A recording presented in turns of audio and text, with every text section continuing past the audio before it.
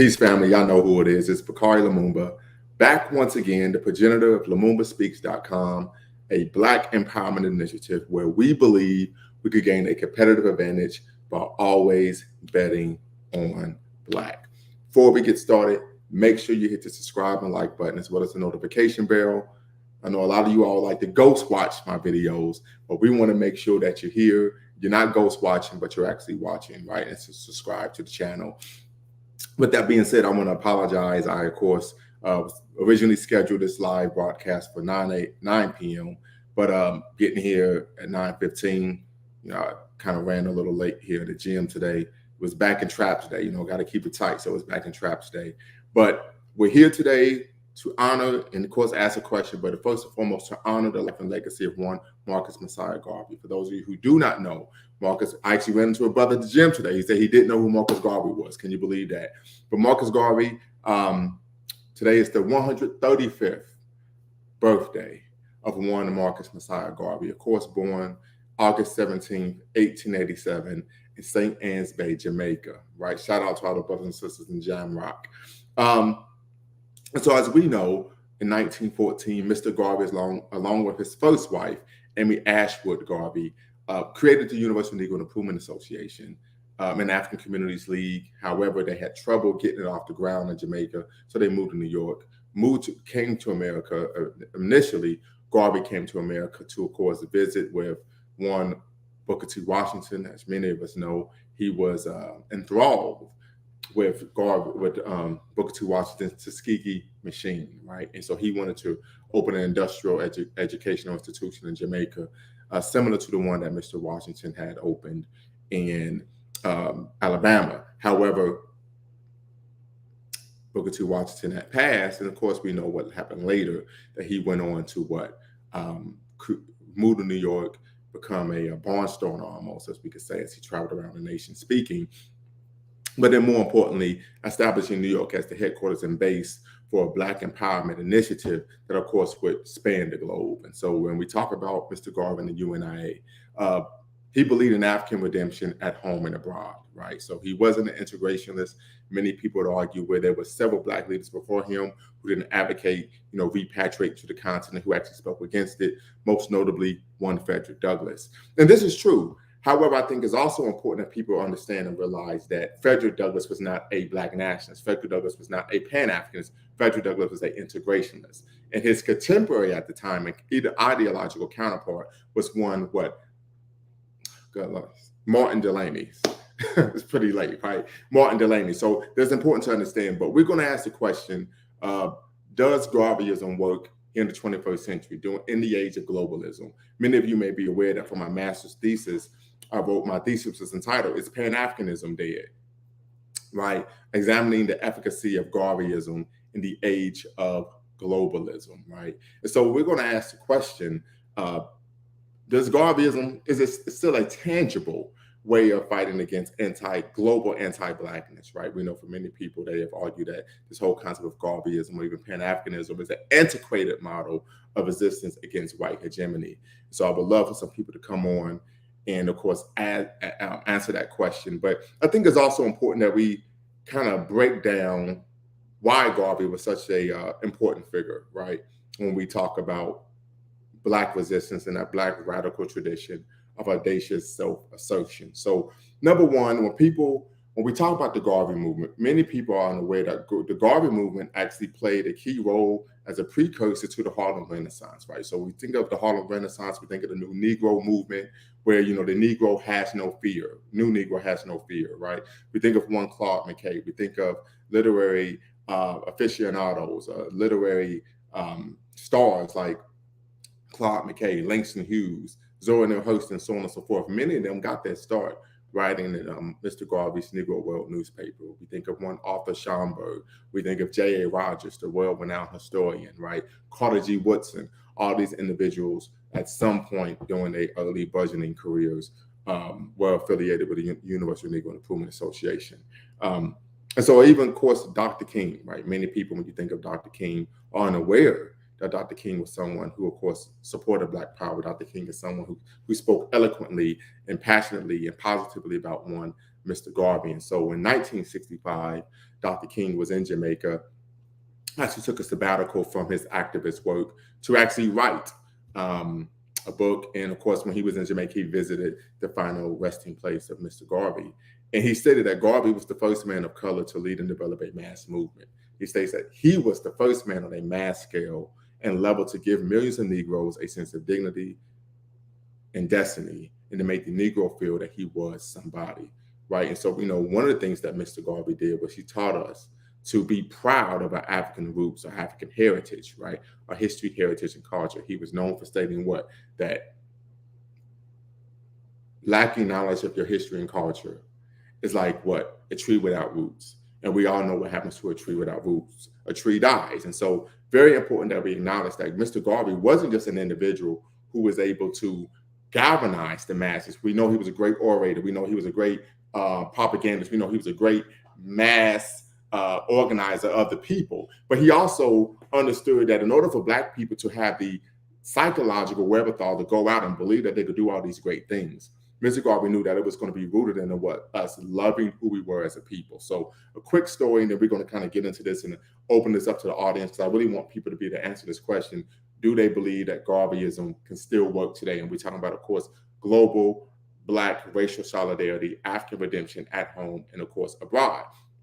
But Mr. Garvey, of course, he associated with many of the who's who of the Black activist elite during that day, right? We could talk about one, A. Philip Randolph, who actually introduced him at his first major speaking engagement in Harlem, New York City. We could talk about one, Ida B. Wells, who was skeptical, of course, of the Black Star Line, because she felt that there would need to be more time to raise money and raise funds before he actually launched it, right? We could even think of one, Madam C.J. Walker. We know she's the first self-made millionaire, female millionaire in America. And she donated, of course, a lot of her money to helping getting the Negro World newspaper afloat. And so what ended up taking place was they had a falling out. She wanted to advertise her beauty products in Mr. Garvey's newspaper, and Mr. Garvey was vehemently opposed to that. And he stated that the reason why was because your beauty products puts us in a position to where we do what? It promotes us looking more European, and of course, less African, right? And so the question is Pan-Africanism dead? I've argued, as I stated before when I wrote my thesis, is Pan-Africanism dead? That since the 1960s, Pan-Africanism has steadily lost its currency, right? Amongst Black people on the African continent and throughout the diaspora, right? During the past 50 years, Pan-Africanism, I have argued, has suffered a series of seemingly insurmountable setbacks, including the assassinations of prominent activists and statesmen such as Patrice Lumumba, Steve Biko, Malcolm X, and Thomas Sankara, to name a few. Furthermore, as many of us are aware who are in the know, Pan-Africanism's flagship organization, the African Union, which really was the brainchild of one Marcus Garvey, has had its fair share of challenges, criticisms, and of course, detractors, leading many to call it a toothless bulldog. Furthermore, the growing disillusionment among Africans on the continent and throughout the diaspora towards an ideology that has promised so much but delivered so little has caused many to accuse Pan-Africanism of being an antiquated model of resistance to global white hegemony, right, or global anti-Blackness. This stance has caused many to question the efficacy, of course, of the philosophies and opinions of one Marcus Garvey, in which the forms of oppression African people face have evolved through sophisticated social structures that produce contradictory forms of consciousness. Moreover, the pessimistic undercurrent toward Pan-Africanism that permeates the African world leads one to ask the question, is Pan-Africanism dead, right? So before we get started, I'm going to open this up. I'm actually going to even put the link in the chat. So if anyone wants to come on and be part of the conversation, you can, and like I say all the time, you can push back, you can disagree. I'm not going to be offended by that. But one of the things I think that we need to really consider is, what is Pan-Africanism? I've had some conversations with individuals who are of the ilk of the FBA, ADOS mindset, right? And oftentimes when they push back against Pan-Africanism, they're making claims about Pan-Africanism that are patently false or half-truths, right? So first and foremost, for those of you who know what Pan-Africanism is, Pan-Africanism, many people argue, well, I don't want to have to go back to Africa, right? Well, Pan-Africanism advocate that. If you can repatriate, fine. If you don't want to, build up your community where you are, right? Many people argue, well, why do I have to put the issues of Black people in America or in Belize or in Jamaica or Cuba on the back burner to what? Help advocate for what's going on the continent. And that's not something that Pan-Africanism advocates, right? Pan-Africanism advocates that simply have being knowledgeable of the fact that no matter where you are, the anti-Black sentiment and the structural barriers that you're facing are connected to a global system of anti-Blackness, and we need to be aware of that. And then when possible, coalesce together, right? Once again, I'll put the link in the chat if you want to come on and be part of the conversation. We're asking the question, does Garveyism work in the age of globalism in the 21st century? Want to hear what you all have to say. I definitely want to get a counter argument, right, in terms of having a robust conversation regarding, do you believe that Pan-Africanism is still a prevalent ideology in terms of fighting against global anti-Blackness, or is it an antiquated model of resistance and we need to replace it with something else? So please jump on, let me know what you think, but we're going to once again put the link in the chat in hopes that some people could come on and we could have a robust conversation, right? I know oftentimes we got Mr. Untouchable here. I'm gonna bring you on in and see what you have to say. Can you hear me, Doc? Yes, sir. It's so good to have an opportunity to speak to you. I know I didn't have an opportunity to speak to you last time because my computer. Yeah, it's quite all right. It's quite all right. Yeah, I wish I had an opportunity to enter into that dialogue because yes, sir. It's no hard feelings. You know, the brother, me and him had a different opinion, but it's no love lost, man. Yeah, it's all good. And so here's the thing. You could disagree with anybody on the panel. I'm not offended. As long as you keep it respectful, it's cool. As we know, Black people, we're not a monolith. We have different worldviews, different perspectives, different values. So that doesn't bother me at all, right? I could say tomato, you could say tomato, and I will not be offended. As long as we're not cursing each other out, calling each other names, so on and so forth, and keeping it respectful, having respectful dialogue. Doc, it doesn't have to go there, brother. It doesn't have to go there at all. As far as your question, I think that from what I'm seeing, I feel like there's a resurgence of Pan-Africanism.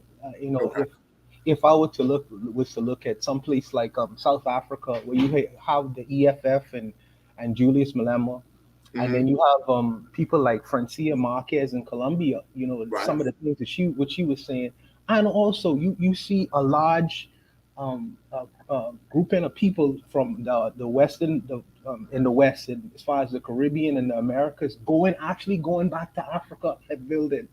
You know, and I consider some of these things, these moves that's being made around the world, you know, unprecedented, because we never really had an opportunity like we have now, where you have social media, people are able to actually speak to one another on the ground, and that's really been unprecedented. So people are really like looking at Africa with new eyes now. You know, the propaganda, that middleman who used to be in between and say, well, Africa is this, Africa is this. You know, people are seeing Africa and saying, oh, wait a minute, let me go check this out. You know, right? So you have what's I forget the thing in Ghana. The name of it is called the Year of Return. You know, yes. These I feel like these things are bringing us closer together. And I feel like there's a resurgence of Pan-Africanism, and the ideas of Pan-Africanism is going on in the world. But I don't know what your views are on it. But I'll just stop there for a second. Okay, so here's the thing. So let me ask you this, and that's cool, right? I'm familiar with the Pan-Fest that takes place in Ghana. It takes place every 2 years. They have a Pan-Fest where they call on people to return, and of course the Ghanaian government gives a formal apology to members of the diaspora who come home for their role in, of course, the transatlantic slave trade. But I'm gonna play devil's advocate real quick, right? Go ahead, Doc. Go ahead. Give me some. And so, as you are aware, there are some individuals. And where are you located right now? I'm in the Bahamas. Okay, very good. I've been to the Bahamas. Shout out to the Bahamas. Yes. But so you may or may not be aware, but there's a movement going on here in America known as the FBA, Foundation of Black American, and of course, I'm familiar with it. You are familiar with it. Yes, sir. Many people are pushing back and arguing that Pan-Africanism has lost its currency, right? It's an antiquated model of resistance to global global anti-Blackness. So what do you say to that? What do you say to individuals? What I would say is that it's a very old argument being reprised, because You know, you could. I think that you could probably talk about on this better than I can. I think that Frederick Douglass had the sentiment that we don't necessarily want to go back to the Africa. You know, we are American. We gotta stake our lot in the Americas. And then you had the voices who had him and Garvey had issues with one another as far as him had the ideas of Africa and separating from the Americas and things of that nature. I think that these are all arguments being reprised, but I also do believe that there is some unseen hand in the middle of all of this. You know, Okay. they don't necessarily, the powers that be, you know, whoever they are, they don't want to necessarily see us collectively come together for their own interests. Right. You Divide know, and conquer. Absolutely. absolutely. This is a it's a old war tactic and strategy, and I feel like Absolutely. this is many of us are really being used as useful idiots in the game of Right. keeping us divided and separate. If you consider that what the argument is almost like an old nativist American argument. I know you know about American history and things Yeah. like that. Yeah, it's an old nativist argument. You know, we have a stake. We are Americans. You immigrants over there, stay in your place. It's a very very old argument, and I feel like it's being used and reprised for different reasons. But I don't necessarily know if it's coming directly out of the mouth of the creator of FBA, or Right. someone is actually influencing the whole movement and Right. pushing it forward. So I don't know So, what and you. I will say this. And once again, the link is in the chat if you want to join in and be part of the conversation. So, one of the things when people make the argument, Frederick Douglass said this, I always say, first off, you got to help tell the whole story, right? So, during the mid 19th century, there were two preeminent black men who were the leaders ideologically. They were leaders in the black community. One was Frederick Douglass, the other was Martin Delany. Martin Delany is considered the father of black nationalism. Frederick Douglass was vehemently opposed to repatriation, the idea of Pan-Africanism, because he was an integrationist, right? So he wasn't on all that black stuff. Martin Delany was. For example, they actually worked together on the North Star newspaper. And there was a time where Frederick Douglass said, well, I'm just glad that God made me a man. And Martin Delany said, well, I'm glad that God made me a black man. Right. So one of the reasons why Frederick Douglass was against it is because he was an integrationist. Right. So it wasn't just because he felt that, OK, this is not something that is tangible. The other issue, and I think you brought this up, is oftentimes, as we know, and I've said this before, and I even had brother Dialogue Kenyatta on my channel, and he stated this before, that typically as massa does, the Negro follows. Right. We know Negroes are always going to nig. Right. So, for example, massa wants to become jingoistic. Black people become jingoistic. Massa want to be xenophobic, we become xenophobic. Because we do know that here in America, by 2040 or 2050, America's going to be, we're no longer be a majority white nation. So, of course, white folk don't want an influx of people of color, particularly black people coming into the country, because it dilutes their numbers. We know when we talk about a democracy is based on majority rules, majority wins, right? So there are a number, I would argue, unseen hands that are, has his hands in the fire pit, as they say, to try to promote this ideal of black people not working with each other, right? One, Kwame Nkrumah. We all know who Kwame Nkrumah is. He, of course, was the first president of Ghana. He, of course, had a PhD in economics, and he led Ghana to being the first sub-Saharan African nation to gain independence from colonialism. Quick tidbit, Dr. Martin Luther King and his coterie of integrationists, they made sure that they were in Ghana March 9th, 1957, to honor Nkrumah and the work that he did to gain the independence of the Ghanaian nation. And that he even stated, he's on record stating that what took place in Ghana and what's taking place on the African continent is connected to black people here in America, right? So even though Dr. King was an integrationist, he still had a Pan-African ethos, a Pan-African consciousness to understand that what was taking place in America, what was taking place in Africa, what's taking place in the Caribbean and South America and Central America is connected to a global system of course, anti-blackness. Now, with that being said, I think one of the major issues that oftentimes we're missing the mark is Dr. Kwame Nkrumah stated, if we don't have a Pan-Africanist outlook, we would simply be placed against each other like pawns on the chessboard. And this is literally what we see going on really anywhere Black people are. We see each other fighting with each other rather than the very entities that have caused our political, social, and economic quagmire. For me, I think that there, as I observe this whole FBA and the dialogue between continental Africans and Africans in the West, is I see two things going on. I see groups of people who've haven't sat down at any table for 400 years, for 400 years, and that time and distance would have created many countless differences and things that brothers and sisters need to work out. Imagine me not being in a room with my brother for 400 years. You know what I mean? It's like we're gonna have many differences. It does not necessarily mean we're not brothers. Right. It does not necessarily don't mean we share the same kind of blood. The problem comes in is the same as like what I talked about earlier. That unseen hand. Unseen hand wants to ensure that yes, we may talk, but we don't want them lines of connection. We want them to be distinct, remain distinct. Because, like I say, if that happens, I feel like it's all over. What could you do? Yeah, you can't. If I have a connection or a relationship with Africa, or if the brothers in America have a greater relationship with on African continent or with the Caribbean or South America, not only in building social relationships and social bonds, but business bonds. Absolutely. If I don't necessarily have to get my corn in Ohio, but I could get it in Jamaica or my bananas in Jamaica and sell it in my stores in U.S. markets, that's a problem for the American economy. Well, the white American economy. Right. You understand what I'm saying, Doc? Absolutely. Okay. Yeah. So, once again, we're having a conversation. We're honoring and recognizing that today is the 135th anniversary of the birth of one Marcus Garvey. We know Mr. Garvey was the preeminent Pan-Africanist of the modern era. We're talking about 20th century moving forward. One of the most successful Pan-Africanists, of course, created the University of Negro Improvement Association, African Communities League, Negro World newspaper, which was distributed from New York City to Australia. Actually was printed in 3 languages, of course, English, Spanish, and French.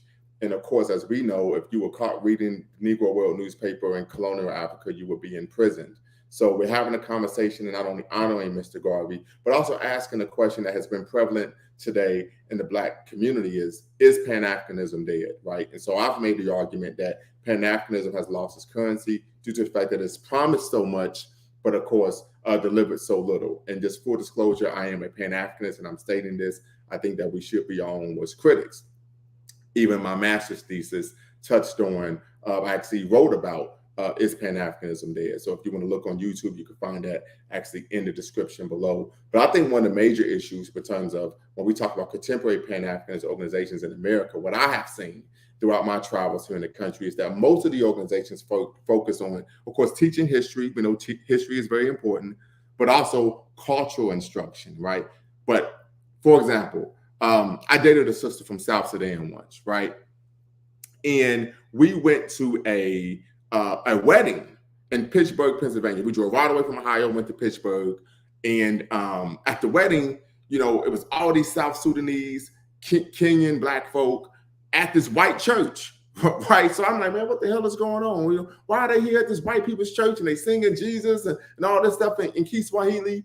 So I was like, hey, I gotta go to the bathroom. So they tell me what the bathroom is. And when I go to the bathroom, they have a table set up as a pamphlet of all these services that this white church was offering African and Caribbean immigrants. So I said, the reason why they're getting them is because they're serving their needs. So I've always made the argument that just like the U.S. military, that we are fighting for the hearts and minds of the people. If you want to fight for the hearts and minds of the people, you have to provide tangible benefits. This is what Queen Mother Shirley Chisholm called bread and butter issues. And so I think one of the major issues that we find in terms of the Pan-Africanist movement and why it's lost its currency and why people are questioning its efficacy, because oftentimes when you meet Pan-Africanists, when you meet individuals of my ilk, they can give you a book to read, right? But they can't help you solve a problem, right? And so this is a major issue, right? We may take umbrage with religious institutions, the church, the mosque, the synagogue, right? But they actually have a brick and mortar institution, right? Where's the Pan-African institution, right? And so I think that's one of the major issues as to why many people, if they're going to have a actual sensible argument of why they are questioning the efficacy of Pan-Africanism, would do so. What do you say to that? Once again, I'm going to put the link in the chat, everyone, if you want to come in, be part of the conversation. Once again, I'm asking the question, is Pan-Africanism there? We're questioning, not only honoring the life and legacy of one Marcus Garvey. He was born on this day 135 years ago in St. Anne's Bay, Jamaica. I've actually been there to pay my respects to the birthplace of the man who was the greatest Black man of the early 20th century, I would argue.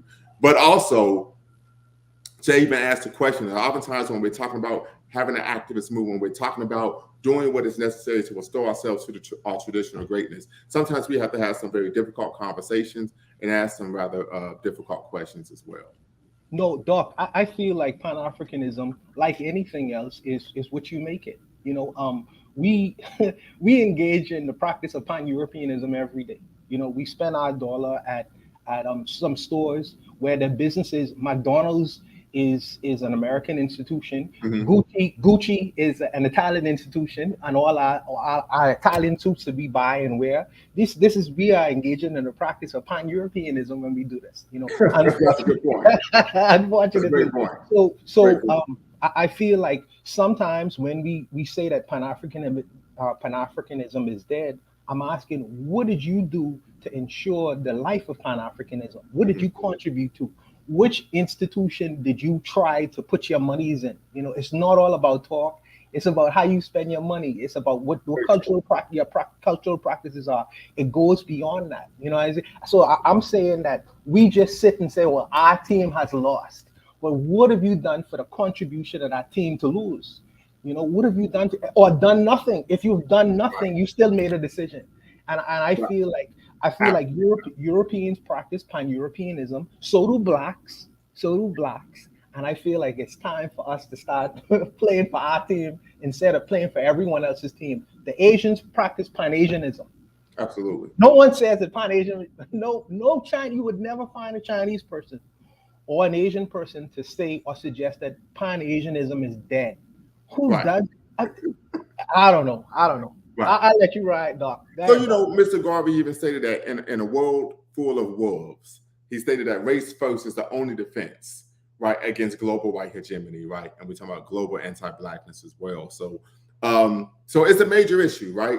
And I appreciate your perspective. I would like to get some more people on here. I see there's some people watching. Tap in, share your perspective. You don't have to come on screen. You don't have to come on screens. You can simply tap in, but you don't have to come on screen and give your perspective. But this is a question that's being asked. But I think, once again, as you stated before, it really breaks down to what divide and conquer, right? When we're not working together, right? If you remember the TV show Voltron, right?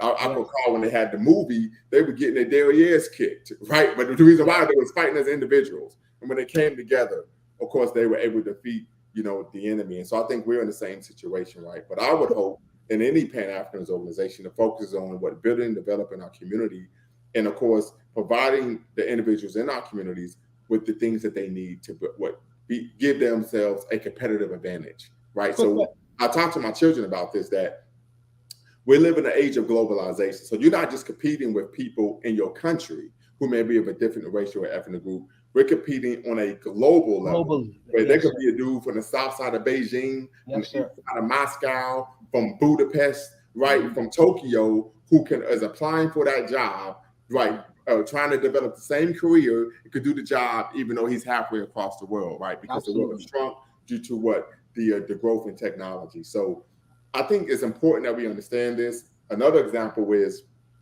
we talk about the Jewish community, right?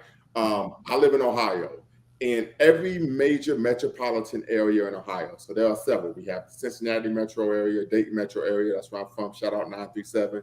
Just a kid from Dayton, West Dayton strong.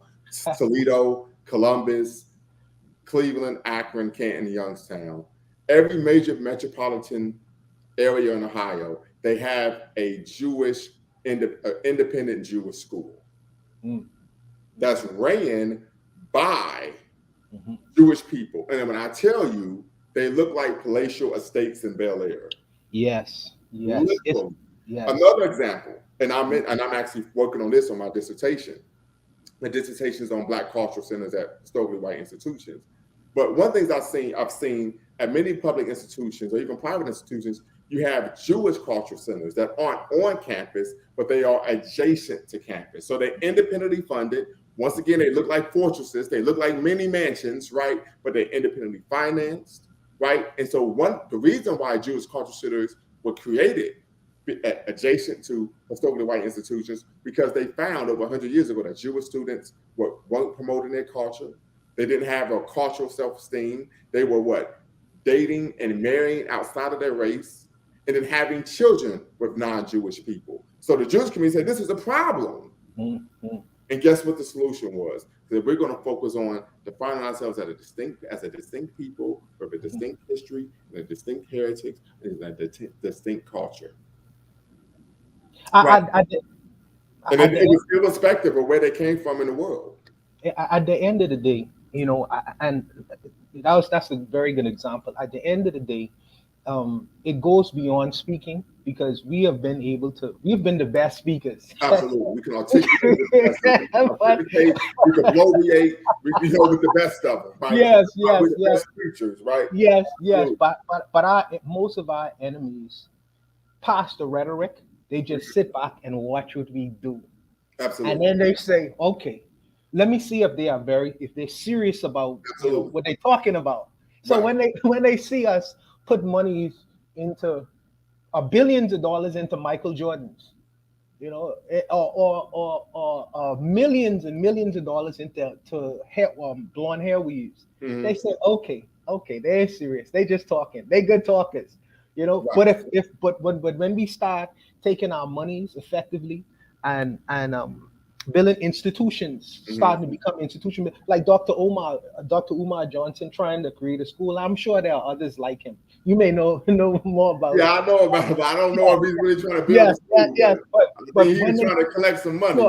It's been about 15 years and we ain't seen nothing. But that's a conversation for another day. Another day. But when they see us creating and start to build institutions, people take a second look and say, well, okay, these people are serious. And collectively now, not just one or two people, collectively, they're spending their money in a specific way that may harm us. We need to get in the middle of that situation. I don't like that, not for America. In America, the so-called minority Black population, they have decided to integrate with us. So they have integrated our monies, not necessarily the businesses and things like that. Right. They've integrated the monies with us. And as we integrated our money with them, but they haven't integrated their money with No. In America, and Dr. Amos Wilson, he talks about this in his seminal text, Blueprint for Black Power. He states that what we found in the civil rights movement, he called it the victorious politics of self-defeat, right? So where we had social integration, but not economic integration. Yes. So we were socially integrated into the mainstream of America. We could go on TV and act like buffoons. Sure. Right? We could go play for the white man's football team, or we could score touchdowns or slam dunks for their schools. But in terms of economically, we weren't integrated into the mainstream. And this is why Dr. King started the Poor People's Movement. He said this issue is financial, right? We talk about human rights. We have to have a right to have of course, adequate standard of living. And of course, that's something that we're still fighting for today. So I think you're spot on there. If you go back, particularly during the Black Power movement, right? And many people can argue that Black people historically have always been, of course, Black nationalists and their impetus and their ethos. We were always focused on building institutions for ourselves. I mean, this is just a reality. I would argue that it wasn't until after integration that Black people became lazy. They started to lack the agency and the self-determination to build institutions and do for ourselves, and started depending on, of course, others to do for us. So I think that's a major issue that we see in our community nowadays as well. And I think that's what tends to happen when you don't take on that responsibility yourselves. We see this a lot, unfortunately. This is throughout the African world with schooling of our children. Oftentimes, you have parents who, unfortunately, lacked the impetus to actually be thoroughly involved in the education, and they allowed the teachers to teach them anything. Yeah. But like I say, I just wanted to just come on with you, have a brief conversation with you, brother. You seem to be a very erudite person, and I appreciate these kinds of good conversations. I tell the brother, you know him better than I do. There's no beef. Sometimes we have to question, Yeah, it's no problem. I'll let them know. Yeah. One last thing. That the last conversation we had, we was talking about religion. Yes, sir. And the thing that I suggested is that instead of having white gods, if you can have gods, you might as well have black gods. And your statement was, it's a matter of fairy tales. Now listen, I understand that perspective, but if you look at the comic books like Thor and Iron Man and Superman, Stan Lee was creating a fairy tale, but he was creating this paradigm. The young little white kids, when they watch, they'll feel like Superman. So when they become big, they don't have that, because when you go into the world, you must have a level of confidence. Absolutely. You know what I mean? Mr. Garvey. Mr. Garvey stated, of course, if you have no confidence, and I might be doing a bunch of Garvey quotes this evening because it's his birthday. So shout out to Garvey. Shout out to Garvey. But Mr. Garvey said that what? If you lack confidence in self, you are twice defeated in the race of life. But if you have confidence, you have won before you already started. And Absolutely. so I would make the argument, though, and many scholars before me have also made this argument. So I'm not being necessarily original with my assessment, but they argue that when you think about all these superheroes, that this is really the white man's fantasy of what? Being able to rule the world.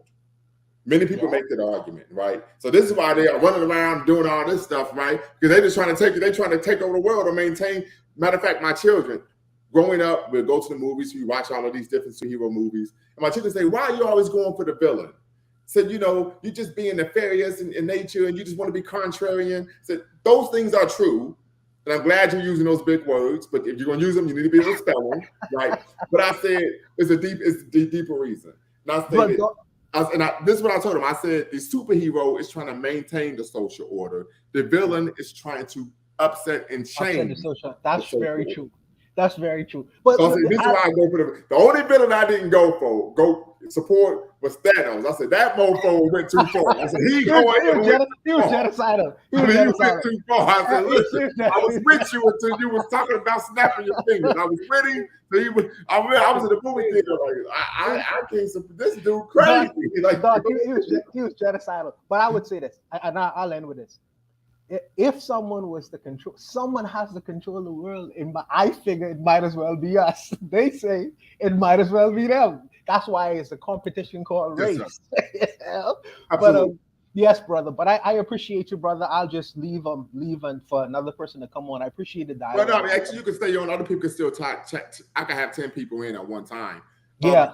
And I want to respond once again. The link is in the chat if you want to come and be part of the conversation. You don't have to come on screen. You don't have to cam up, as they say. But you can come on because I know it's late and be part of the conversation. We're asking the question, does Garveyism work in the age of globalism? Basically, is Pan-Africanism dead? And we're examining, of course, the efficacy of Garveyism in the 21st century. As you may not know, today is the 135th birthday of one Marcus Garvey, born in St. Anne's Bay, Jamaica, August 17th, 1887. So we make sure we want to, of course, lift our spirits up high to honor the late, great Marcus Garvey, creator of the University of Negro Improvement Association, African Communities League.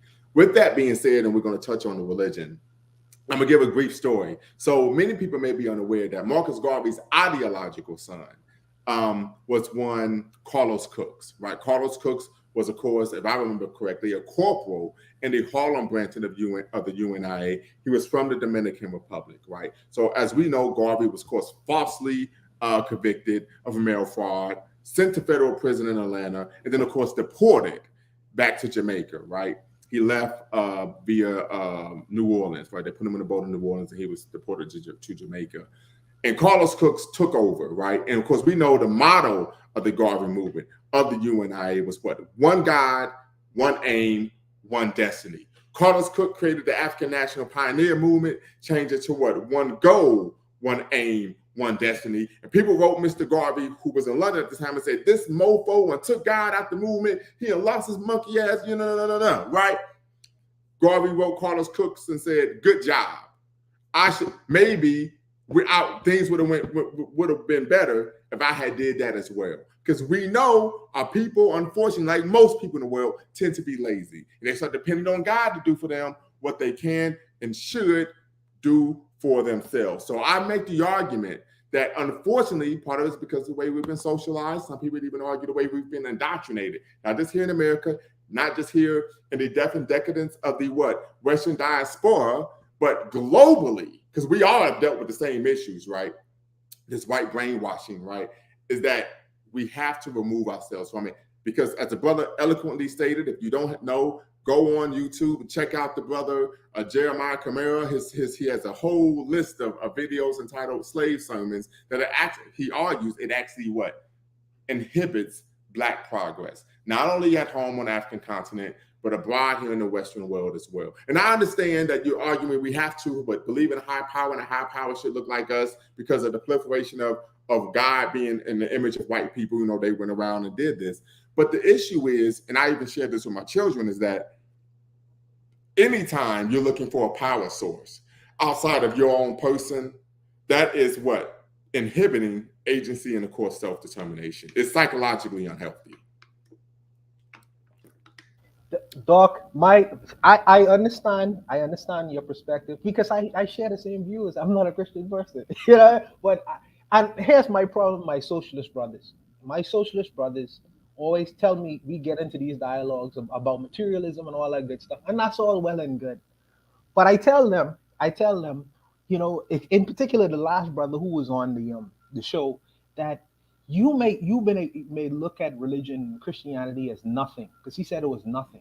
Mm-hmm. But it was something that assisted psychologically. It assisted his mother, his grandmother, and his great grandmother to come through a very perilous situations that she probably would have lived in the United States of America. Hear me out, because I know you were you see, I'm about to ask for rebuttal. You got it. So I'm saying that if you take that, because that's a level of hope, and if you take that away, I feel that it should be replaced with something else, because it's a void that exists. Mm-hmm. My socialist brothers say, well, depend on yourself, and that's not a bad thing. I don't disagree with that. But sometimes there are things that happens in life that is bigger and beyond you. And I feel like when you just rip the so-called Christian or religious rug from under people, Right, and I'm not arguing that, right? What I argue is that we shouldn't, and this is my perspective, of course. No problem. Go ahead, brother. We should not indoctrinate our children with these different religious beliefs, irrespective of their alien religious beliefs or even African-inspired religious beliefs. The other issue I would argue that oftentimes, I wouldn't argue that Christianity helped our people. I would argue that it was a placebo, right? It was a sugar pill, right? It was a mental fallacy where they convinced themselves. I don't know if you ever seen the movie Beautiful Mind with Russell Crowe, where he believed that his imagination. I saw that. At some point, he had to wake up and realize she's not real. Right? And at some point, we have to wake up and realize this is not real. Right? It keeps us in a space of suspended animation, right? And this only happens in Marvel movies, right? So at some point, we have to understand, this isn't real. We're going to have to depend on ourselves. We have to start focusing on things that are tangible. And I'm stating this because I grew up in the church. My parents are ministers to this day. Sure. I grew up in the church. I saw these things. I'm like, this ain't helping nobody. Right? And we don't have to get into the financial aspect. I agree with that. I think that we should get into finance. I think financial literacy. And financially, it does extreme harm to the Black community, right? Sure. Because guess what happens? Dr. King, we talking about April 3rd, 1968. He's in Memphis, Tennessee. He's standing with the brothers, the sanitation workers, the garbage workers who are protesting. They're forming a union. They want equal wages, equal pay, so on and so forth. And that night, he gave a speech. And many people know he said, I've seen the mountaintop. I may not get there with you, but I've seen the mountaintop, right? This is reminiscent, if you're familiar with the Hebrew text, of Moses before he says, hey, I've seen the promised land, but I won't get there with you. Right? And he dies Book of Deuteronomy, all that type of stuff. You see, it was forced in me. I can't get it out my head. And so, but one of the things that Dr. King stated in that speech, but many people don't talk about, is he told the parishioners at that church, take your money out those white banks, put them in black banks. We need to build and develop our own banks. Sure. Right? So just fast forward 50, 60 years, right? I think it's what, 54 years since Dr. King was assassinated. What do we find now? These black churches annually collect, we could argue, billions of dollars. Sure, absolutely. They put them in white banks because we don't have any black banks anymore. We have few, very few, maybe in some major metropolitan areas, but very few. These white banks then are able to take that money and give loans to white developers who come in and gentrify our communities. So guess what happens? Your grandma's Jesus money, right? That she was paying faithfully every Sunday, 10% of her income, actually is financing, getting her thrown out of her house she's been living in 30, 40 years. Sure. You see, so but I would argue we have to divorce ourselves from it. But I would push back. I would push back and say this. Claude Anderson, people who the FBA group Herald, he started his big whole tour about what's it, economics, something? Yes, powernomics in ever increasing faith. That was a church in California. You know what I mean? So he thought about on issues of financial literacy to a whole congregation of people who probably wouldn't have heard it. I'm aware of that. Yes. I would argue that the exception doesn't change the rule. No, Doc. Come on, Doc. I'm serious, brother. You cannot go to half of the churches anywhere in America, anywhere in the world, and promote financial literacy. Because what they're going to tell you is if it ain't got nothing to do with Jesus.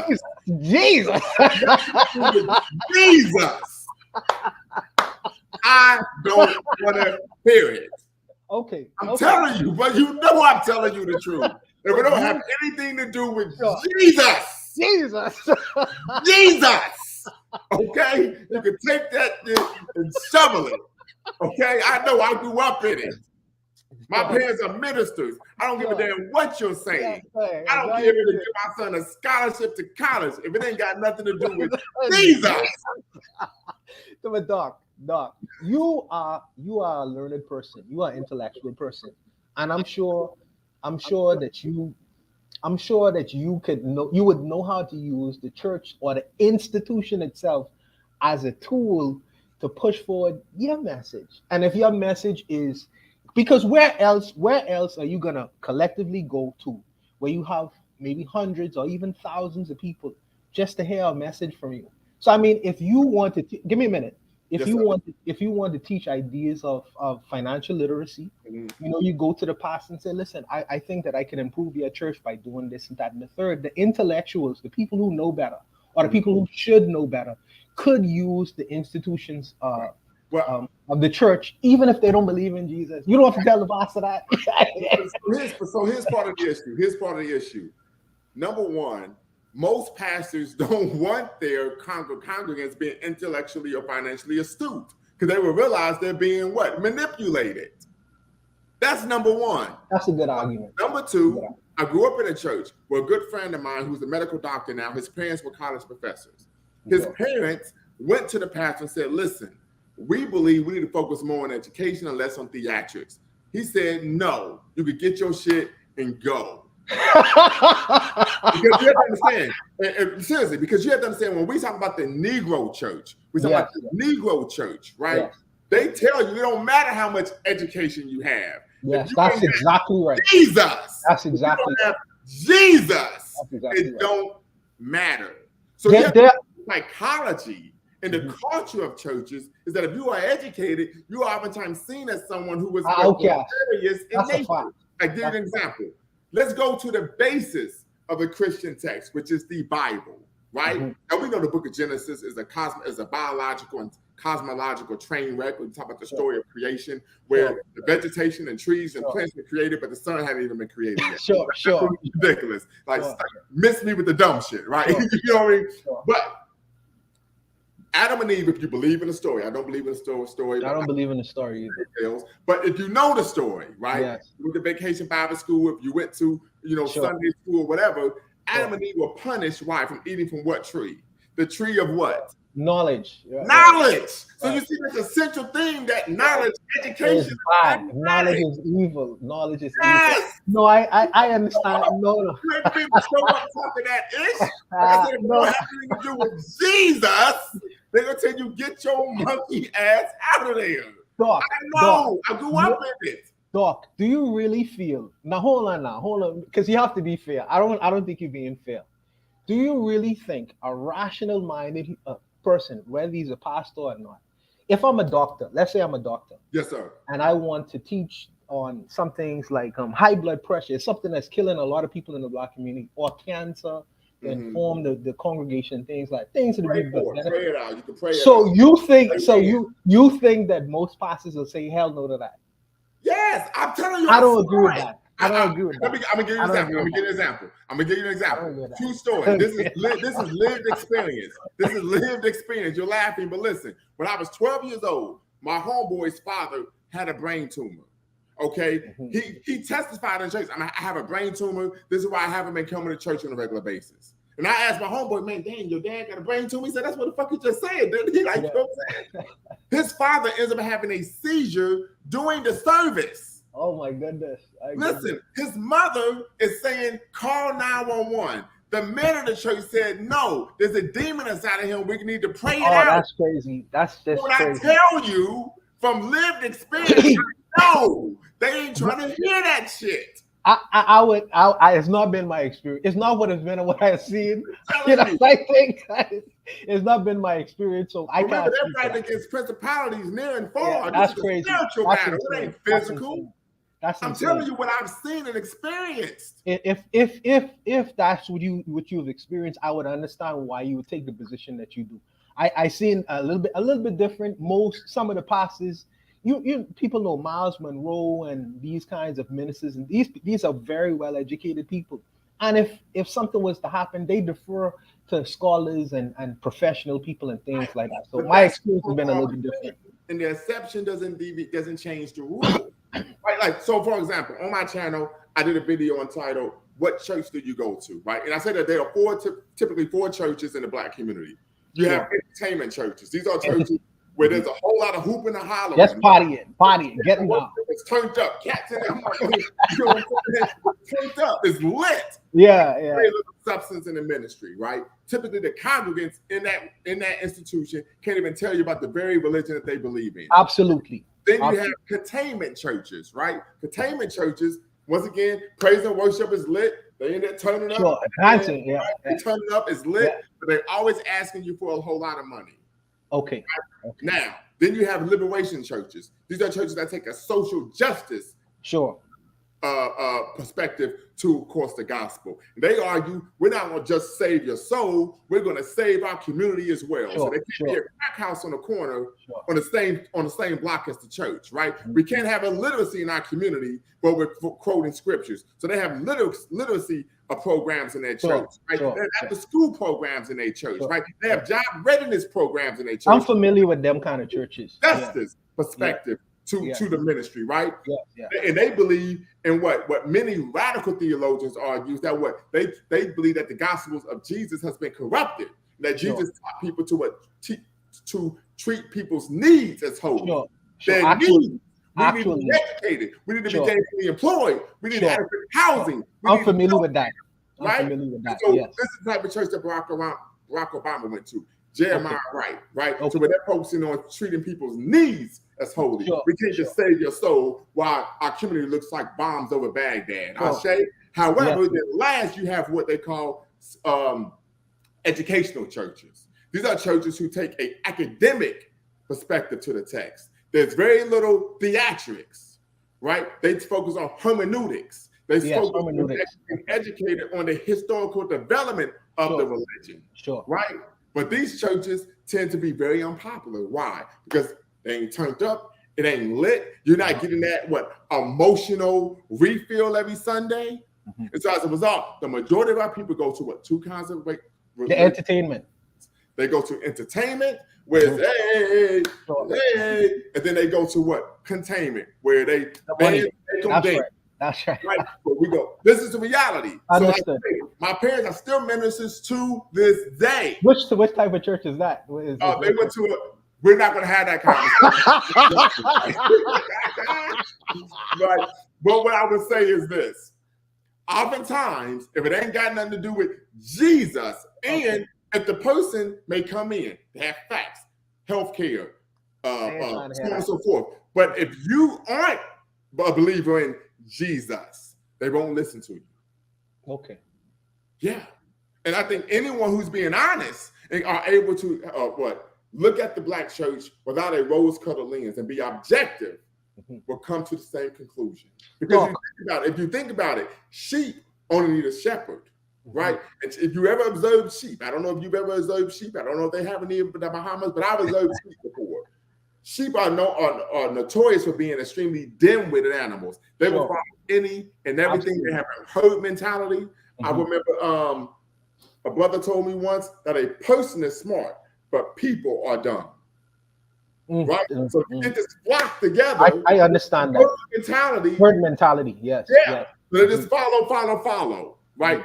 A person is smart, but people are dumb. So once again, just take a pause for the calls.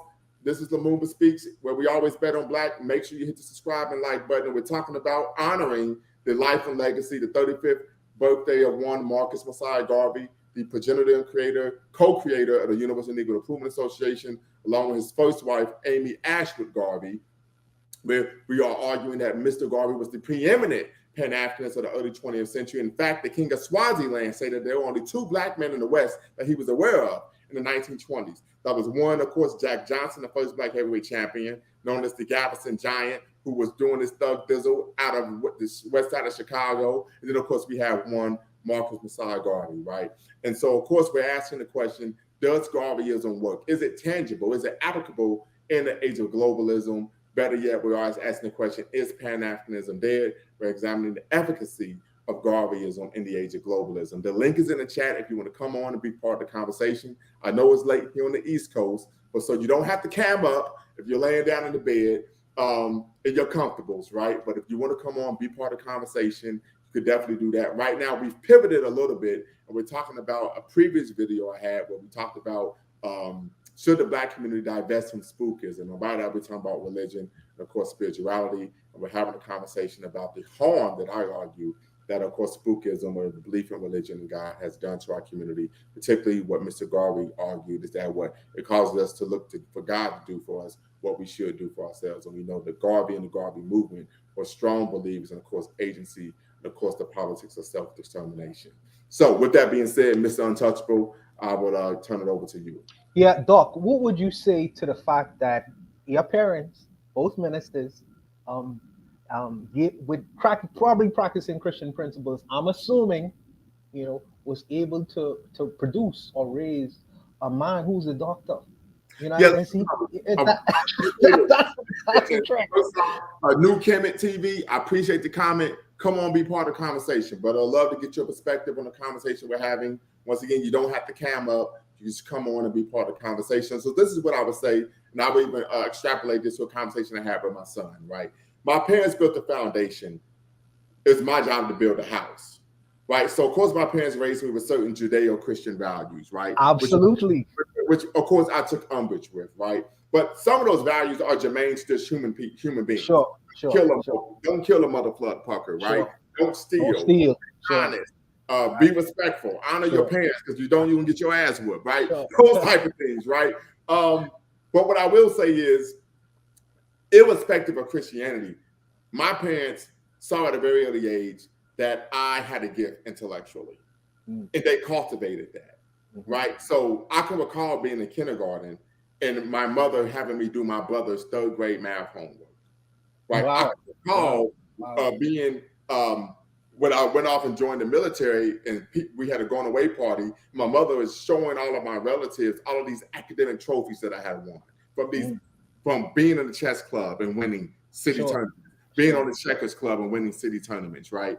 Academic Olympics and winning and so on and so forth, right? And so I think that's part of it as well, that they saw I had a gift and they cultivated that. So I think that was irrespective of whatever religion they were practicing. So you think it had nothing to do with it? Now this is what I will say, and this is what I will say. One of the positives that does come from growing up in the Black church is that, one, you are going to engage in public speaking at a very early age. Absolutely. My parents have pictures of me Absolutely. as a toddler with a microphone is about as big as my body. And I got on this little old suit and I'm up there talking. Just preach it. Literally, they got a picture. I'm like 3-4 years old with a button nose and I'm out there, with a polyester suit and I'm talking, right? And so that's one issue, right? You oftentimes are able to engage in leadership opportunities, right? Sure. But what I argue is that, and my parents, actually, my father in particular, was trying to groom me to become a minister. I can recall being 12, 13, wearing suits just like my father, where my parents' friends would look at me and say, "Oh, you're going to be a minister?" And I was taught how to answer the question. If that's what God decides for me, then that's what I would be. All of that, right? But here's the issue. And I tell my parents, matter of fact, I had a speaking engagement where I was hosting a Kwanzaa celebration. I was a keynote, and they actually came out to see me do my thing, right? Hold it down. And I said that my parents wanted me to be a preacher, right? Mm-hmm. And they grew up thinking and assuming that I would be preaching the gospel of Jesus Christ. Yeah. But lo and behold, I'm preaching the gospel of mine. Right. So they still got what they wanted. It's just the message is a little different. That's okay. No, that's okay. You don't have to follow exactly. And also, let me just mention this. Not only did you have got the ability as far as publicly speaking and leadership and things like that, but just really dealing with Black people from different walks of life. Most people don't necessarily know how to socialize well when it comes to a whole lot of people. I think that's another gift in itself. That they probably would have given. I can speak to that. One of my mentors, she was a Pan-Africanist. She lived on the same block as me. She was from South Africa. She was from South Africa. She had been kicked out of South Africa for being an anti-apartheid activist. Wow. I'm growing up on the street with a sister who was part of the ANC. Serious thing. Right? Mama Nazebo Glenn. If she's watching, hi, Mama Nazebo, right? Then I get to college, and my mentor was from Liberia. Wow. Right? So then, I graduate college. One of my mentors is actually from Dayton, moved to Chicago, Kwaku Crow, who was mentored by none other than John Henry Clark. Wow. Yeah. So my connections was that I'm getting brothers from the continent, from the Caribbean. Hey, ain't no way I can't hold it down, right? Sure. So that's really what Pan-Africanism is arguing, is that irrespective of where the Black person is from, right? Because we know in the system of racism and white supremacy, when we talk about global anti-Blackness, under that system, we're all one Negro. Mm-hmm. Right, Malcolm X talked about this. He said, all you got to do is change your accent, take that dashiki off, and they're going to be hitting you upside the head, just like you are. This is reality. And I think that this isn't just rhetoric. There's a sister, once again, as I said, that I was dating, who was from South Sudan. She's a model now. She was bad, too. I ain't gonna lie. But her brother, they come here a month later, that he's walking home from the store, the police pull him over for no reason, rough him up, and throw him in jail. Wow. Well, since she said, this racism thing is real. Yeah. Right. So for many people, so one of the arguments many people would make against Pan-Africanism, particularly individuals who are part of the FBA and ADOS ilk, is they would make the argument that, well, when African immigrants or Caribbean immigrants come to America, they don't advocate or fight against or the American government the way we do. That's a ridiculous argument. Right. And this is what I say. I said, well, first and foremost, you have to understand that they're here by privilege, not by Absolutely. right. Absolutely. So if you engage in any kind of radical political, you get deported.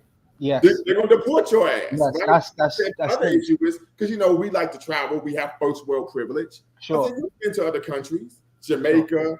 Shout out to John Brock, Cuba, Kenya, Ghana, whatever. Mm-hmm. You see stuff that ain't necessarily right. You ain't out there talking about hell no, we won't go. Let me join this. Yeah, it's not gonna happen. Cut it up and put your ass on the plane. Yeah, absolutely. Yeah. You already then gotten the opportunity to live and work in a so-called free market economy. Why the hell would I if I'm a doctor in Nigeria, I'm making what $1,000 a year. And I'm coming to the United States of America where I can make possibly $300,000 a year. Why would I mess that up?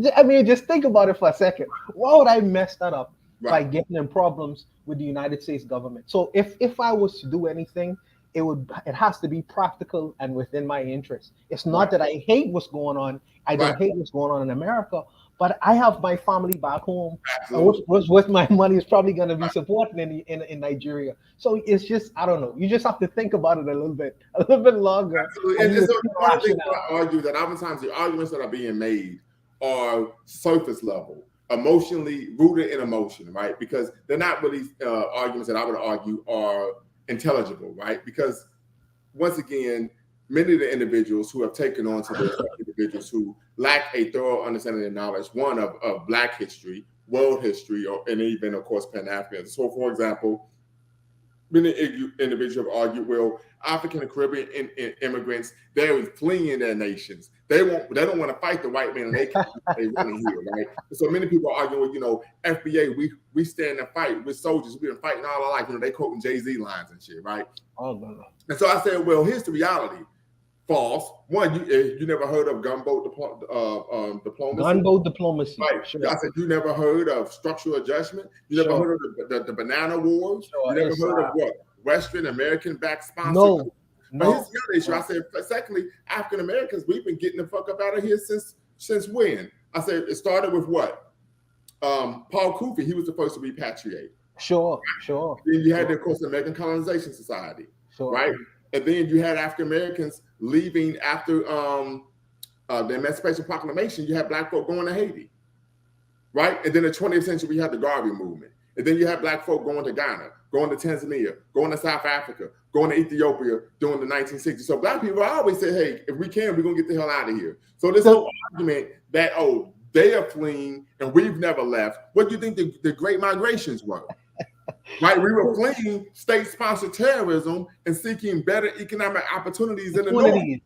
It's just common sense. The very author or the person who comes up with these arguments talking about fleeing, he left from Alabama to go to California for greener pastures. So I mean, it's like I say, some of the arguments become more and more ridiculous. I try to see the bigger picture and get past the name calling.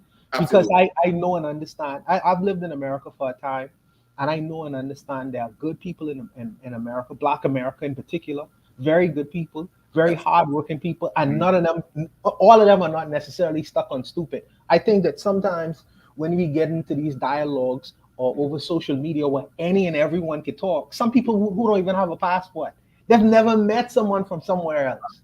So it's almost like who have never even left their own county. Yeah, so it's like, real here. I can't have arguments like that. So I just sit back and watch it. Well, it's their opinion; they have a right to say so, and I leave it at that. Some of the comments it's made kind of pisses me off, but they have a right to express their dumb opinion. They have a right to, so what do I do? What do you do? What are you gonna do about it? I don't like it. I understand. Let me also say this. I understand, like we was talking about the middleman. I understand what's going on for the foreign immigrant, the immigrant that's coming from other places, Black immigrant in particular, that's coming from other places into United States. I understand what's going on. Just as in the same way on the other side of it, by the African American citizen. See, we learn about each other via the media, right? And if I never met you or spoke to you, and all I know about you are caricatures, pictures that I would have watched over Uptown Saturday Night, you know what I mean? Gangster, rap. Why is he trying to kill his brothers? As an African male, why is he slaughtering his?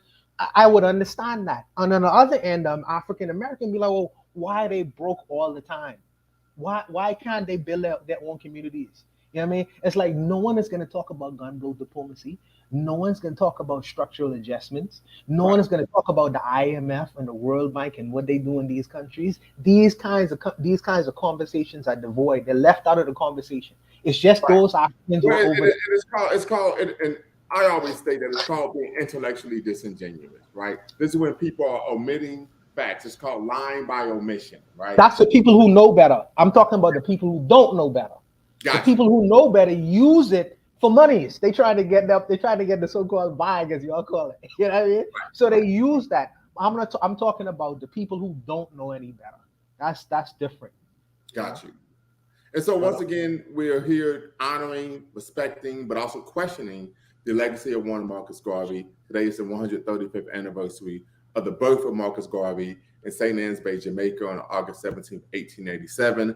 Many of you who are aware, who are in the know, or those of you who are not in the know that Marcus Garvey was the preeminent Pan-Africanist of his day, created the Universal Negro Improvement Association, African Communities League.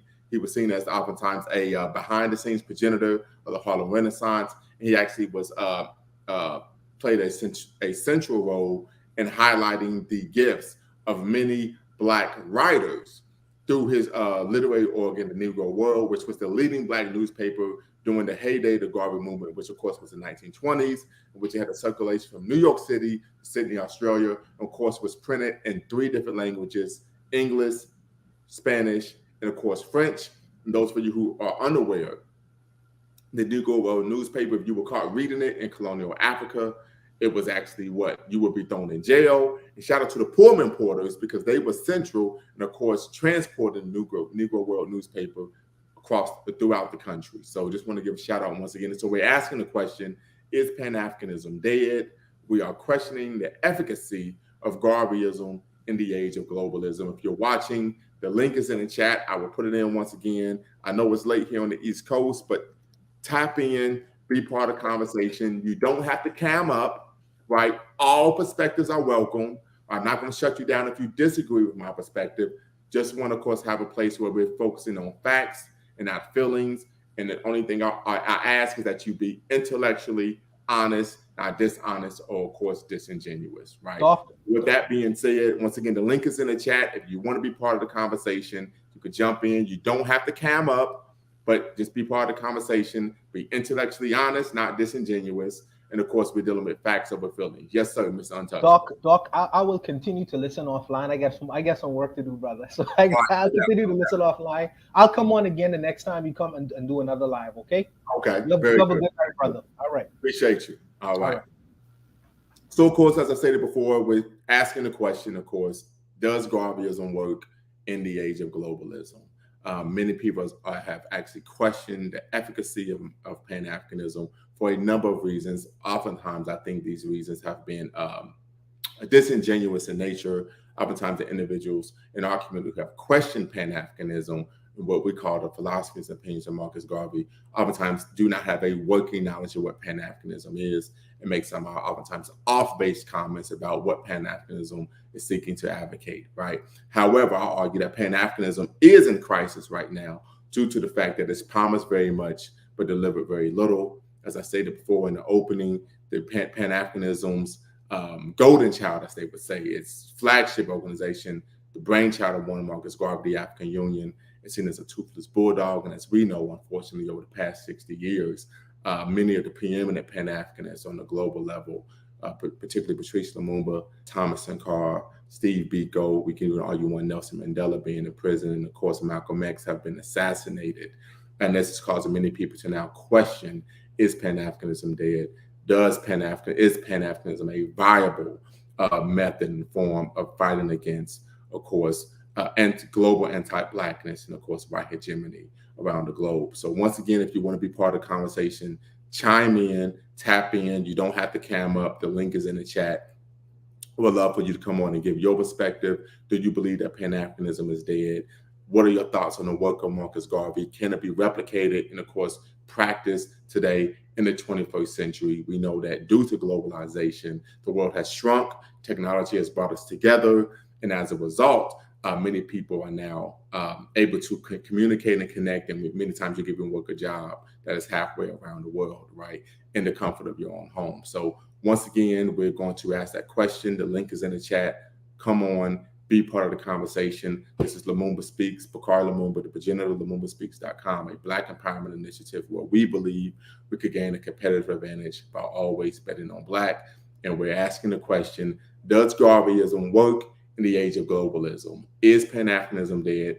We're examining the efficacy of Garveyism in the age of globalism. So once again, if you want to be part of the conversation, you don't have to cam up. I know I'm sounding a bit repetitive, but you don't have to cam up. You could come on, be part of the conversation, give your perspective.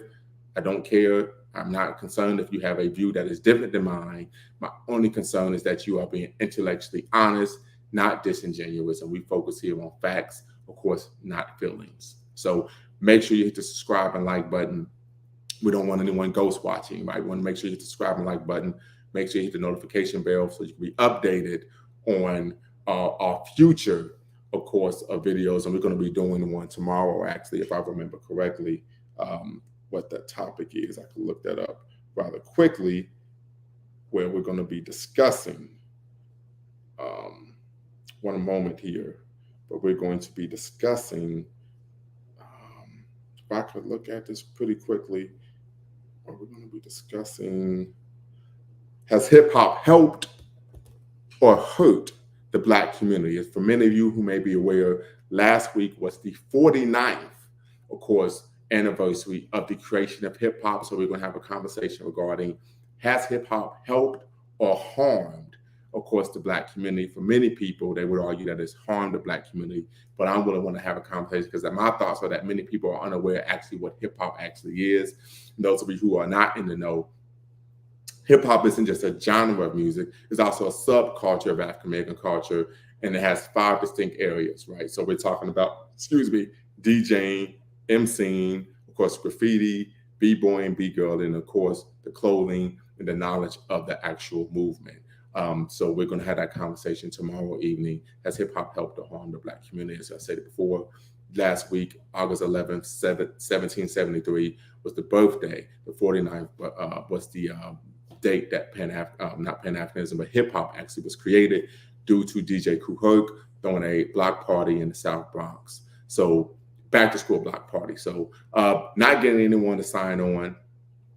So I think we're going to take this about another 5 minutes, and then we're going to shut it down for the night. But once again, just want to take time to honor the life and work of Marcus Garvey. Many people argue that his movement was unsuccessful, of course, because he was not able to actually get to the African continent. But we do know that the colonial powers that be made sure that that was not the case. With that being said, I do think it's important to understand that, as Mr. Garvey stated when he was in prison in the federal jail in Atlanta, federal prison in Atlanta, he said that even though the tiger is caged, while pups are running wild. And we know that Mr. Garvey was responsible for a number of Pan-Africanist organizations that were created and, of course, continued their work in their own unique way after, of course, his subsequent imprisonment, deportation, of course, death in 1940. And we're thinking of one, the Nation of Islam, under the tutelage and leadership of Elijah Muhammad, as we know, according to Carl Evans, in his pivotal book, interesting read, The Rise and Fall of the Messenger, The Rise and Fall of Elijah Muhammad. He talks about that Elijah Muhammad was a corporal in the UNIA in Detroit, right? We know Malcolm X with the Organization of African American Unity. We could talk about Kwame Nkrumah and the Organization of African Unity. We could talk about the African National Pioneer Movement, right? And so there's a number of organizations, of course, that have their origins to, of course, the work of one Marcus Garvey, right? And so when we talk about, once again, Marcus Garvey being a central figure in not only the New Negro movement, but also the Harlem Renaissance, many people may be unaware that in the New Negro movement that was being led by one Hubert Harrison, right, who was known as the Black Socrates, right? Marcus Garvey came in, and due to his gift of oratory and, of course, him being a master propagandist and, of course, organizer, he was able to actually come in and actually lead that organization and, of course, become the central figure of not only the New Negro movement, but, of course, of the Harlem Renaissance in many aspects, and, of course, as the preeminent Pan-Africanist mind and thinker and leader of his day. So with that being said, we're going to log off here. Appreciate everyone who watched. But once again, if you want to chime in, make sure we have the link in the chat. You can come on and you can be part of the conversation where we're asking the question, does Garveyism work? Is it applicable in the age of globalism in the 21st century? The question, of course, was, is Pan-Africanism there? We're examining the efficacy of Garveyism in the age of globalism. So with that being said, no one's coming on, so we're going to log off. See you all next time. Make sure you hit the subscribe and like button. Until next time, make sure you all always bet on Black. Peace.